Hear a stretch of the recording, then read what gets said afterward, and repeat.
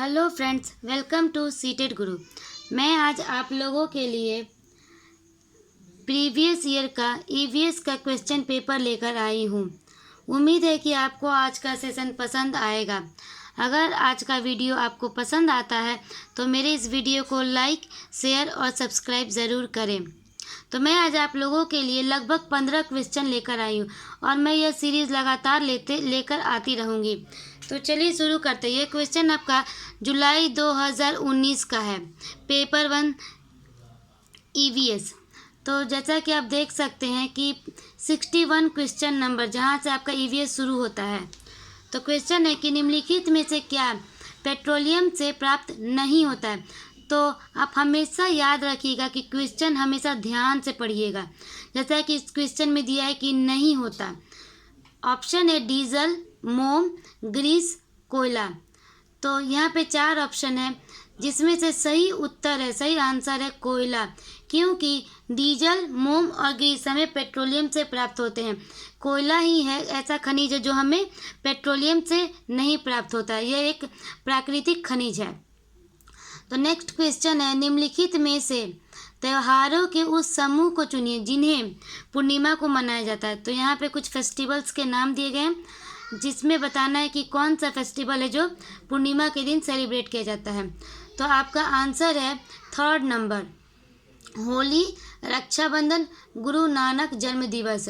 ये तीनों फेस्टिवल हैं जो आपके पूर्णिमा के दिन मनाए जाते हैं, होली, रक्षाबंधन और गुरु नानक जन्म दिवस। नेक्स्ट क्वेश्चन है, निम्नलिखित राज्यों के समूहों में से किस एक समूह के समुद्र तट अरब सागर पर है। तो याद रखिएगा कि अरेबियन सी हमारे पश्चिम में, भारत के नक्शे में पश्चिम में है और बंगाल की खाड़ी पूर्व में है। तो यहाँ पे हमें बताना है कि अरब सागर के समुद्र तट पर कौन कौन से राज्य हैं। तो पहला ऑप्शन है आपका कर्नाटक, केरल, गुजरात। दूसरा ऑप्शन है आंध्र प्रदेश, तेलंगाना, उड़ीसा। 3rd ऑप्शन है केरल, कर्नाटक, पश्चिम बंगाल। और 4th ऑप्शन है आपका तमिलनाडु, आंध्र प्रदेश और कर्नाटक। तो इसका सही उत्तर है 1 नंबर, कर्नाटक, केरल और गुजरात। ये तीनों राज्य अरेबियन सी के समुद्र तट पर हैं। और दूसरा ऑप्शन आंध्र प्रदेश, तेलंगाना और उड़ीसा, ये तीनों पूर्व में आते हैं, यानी कि बंगाल की खाड़ी के साइड में। 3rd ऑप्शन है केरल। केरल तो ठीक है कि आपका पश्चिम आता है, बट कर्नाटक भी पश्चिम में आता है यानी कि अरेबियन सी में, लेकिन पश्चिम बंगाल आपका पूर्व में आ जाता है यानी कि बंगाल की खाड़ी के साइड में। 4th ऑप्शन है तमिलनाडु, यह आपके पूर्व में आता है। आंध्र प्रदेश आपका पूर्व में आएगा और कर्नाटक आपका पश्चिम आएगा। तो ये सारे ऑप्शन में से केवल 1 नंबर ही ऑप्शन है जो कि कर्नाटक, केरल, गुजरात, जो समुद्र तट अरब सागर पर है। तो चलिए आपका नेक्स्ट क्वेश्चन है, हमारे देश के मानचित्र में झारखंड कहाँ स्थित है। तो आप जब एग्ज़ाम देने जाएंगे उसके पहले एक बार ज़रूर ध्यान से मानचित्र देख लीजिएगा। मानचित्र से एक आध क्वेश्चन आते ही हैं सीटीईटी में। तो ऑप्शन है उत्तर प्रदेश के पश्चिम में, 2nd ऑप्शन है पश्चिम बंगाल के पूर्व में, 3rd है उड़ीसा के उत्तर में और 4th है छत्तीसगढ़ के दक्षिण पूर्व में। तो इसका सही उत्तर है उड़ीसा के उत्तर में। उड़ीसा राज्य के उत्तर यानी कि ऊपर में झारखंड राज्य स्थित है। पश्चिम बंगाल के पूर्व में नहीं है, पश्चिम बंगाल के पश्चिम में झारखंड है, पूर्व में नहीं है। और उत्तर प्रदेश के पश्चिम में नहीं, उत्तर प्रदेश के नीचे आता है झारखंड। तो झारखंड हमारा उड़ीसा के उत्तर में स्थित है। आपका एक क्वेश्चन है, कोई लड़का मडगांव से 30 जून 2019 को किसी रेलगाड़ी में सवार हुआ। यह रेलगाड़ी 9:45 पे मडगांव से चली। मडगांव आपका गोवा में है तथा अगले दिन 7:15 पर नागरकोइल पहुंची। तो नागरकोइल है आपका केरला में। यदि इस समय अंतराल में रेलगाड़ी द्वारा तय की गई दूरी 1140 किलोमीटर है तो रेलगाड़ी की औसत चाल क्या थी। तो हमें चाल निकालना है। तो दूरी बटा समय का ये फॉर्मूला है, उसको करते हुए आंसर आपका आएगा 53 किलोमीटर पर आवर। चाल का फॉर्मूला है दूरी बटा समय। तो दूरी दिया हुआ है, समय दिया हुआ है, उसको मिनट में बदल के 60 से डिवाइड करेंगे तो 53 किलोमीटर पर आवर आंसर आएगा। उसके बाद आपका क्वेश्चन है, हमारे देश के एक जंगल में उस जंगल के लोगों, आदिवासी लोगों को खेती के लिए जमीन ग्राम सभा यानी कि पंचायत द्वारा एक विशेष मात्रक यूनिट अथवा इकाई में, जिसे टीन कहते हैं, आवंटित की जाती है।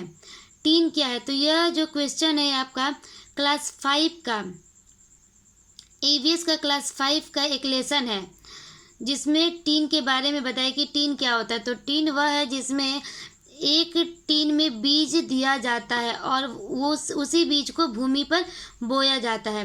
तो इसका आंसर है आपका 2 नंबर ऑप्शन, वह भूमि जिस पर कोई किसान एक टीन बीज बोता है। तो कोई किसान जो एक टीन बीज किसी भूमि पर बोता है वही आपका टीन कहलाता है।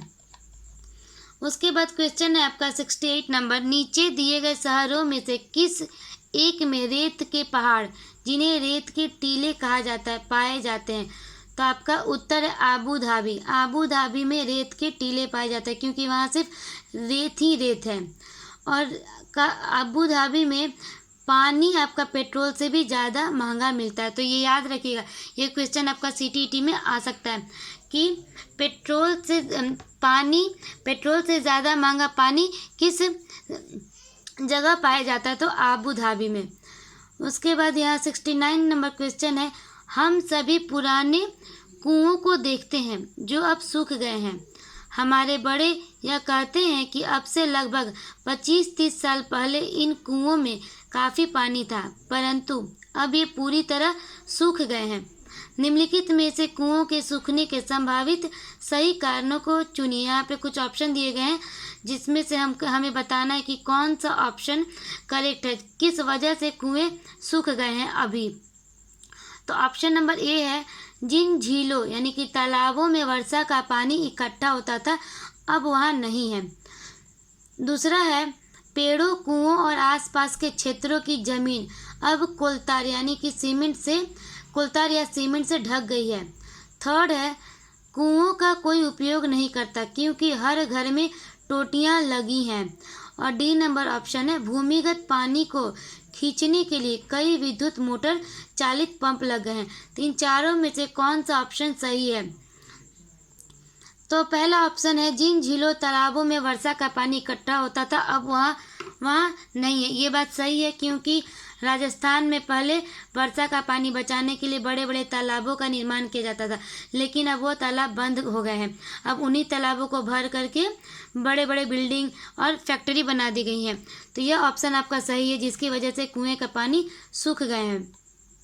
उसके बाद पेड़ों, कुओं और आसपास के क्षेत्रों की जमीन अब कोलतार या सीमेंट से ढक गई है।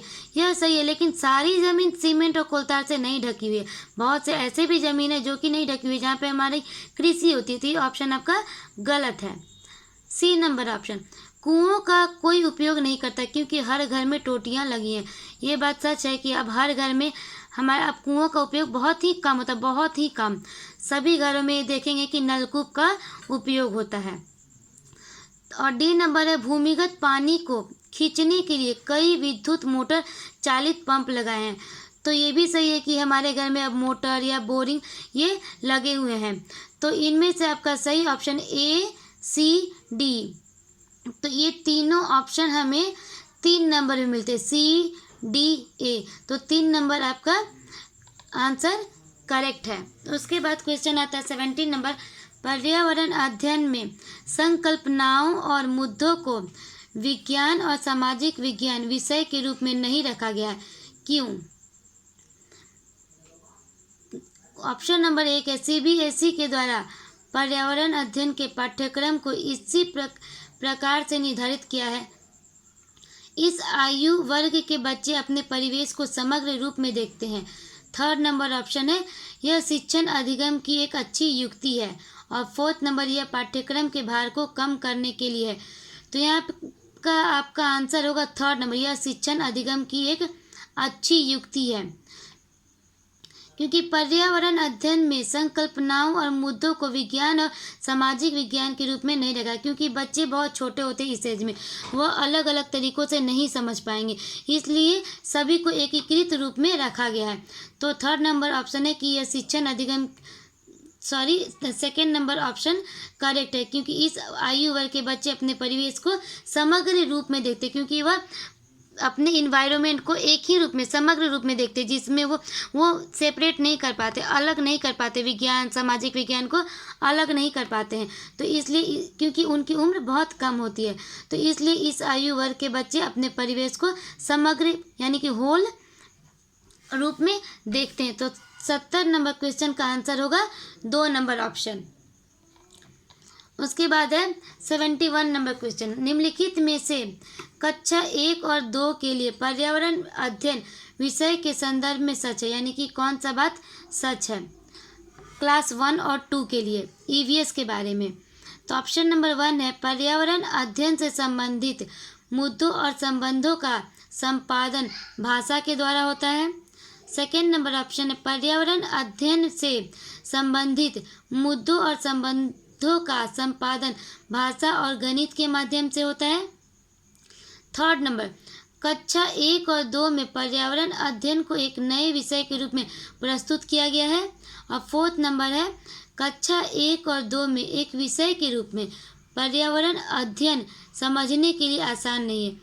तो यहाँ पे आपका आंसर होगा सेकेंड नंबर ऑप्शन, क्योंकि क्लास 1 और 2 के बच्चों को ईवीएस नहीं पढ़ाया जाता, उन्हें लैंग्वेज यानी कि उनका जो लैंग्वेज हिंदी भाषा है और मैथ के थ्रू ही पर्यावरण का नॉलेज दिया जाता है।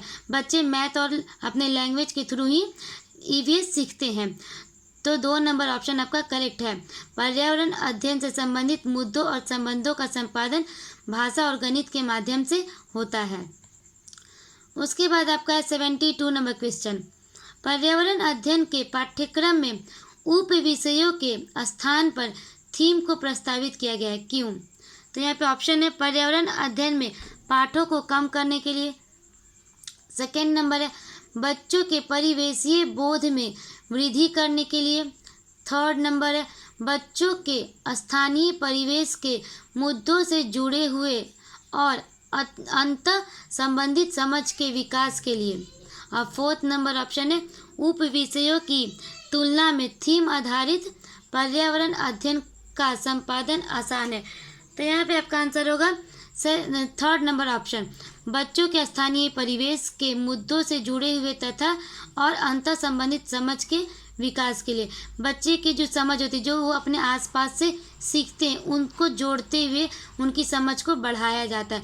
जैसा कि ईवीएस में 6 थीम बताया गया है, family, food, water, travel, shelter और थिंग्स वी मेक डू। तो ये आपके 6 थीम है, जिसमें इसमें थर्ड नंबर ऑप्शन आपका सही होगा। बच्चों के स्थानीय परिवेश को जितना ज़्यादा जोड़ करके बच्चों को समझाएंगे, बच्चे उतना जल्दी उतनी आसानी से समझ पाएंगे, समझ विकसित कर पाएंगे। उसके बाद 73 नंबर क्वेश्चन, निम्नलिखित में से कौन सा वर्तमान पर्यावरण अध्ययन पाठ्यक्रम के 6 मुख्य थीमों में से एक नहीं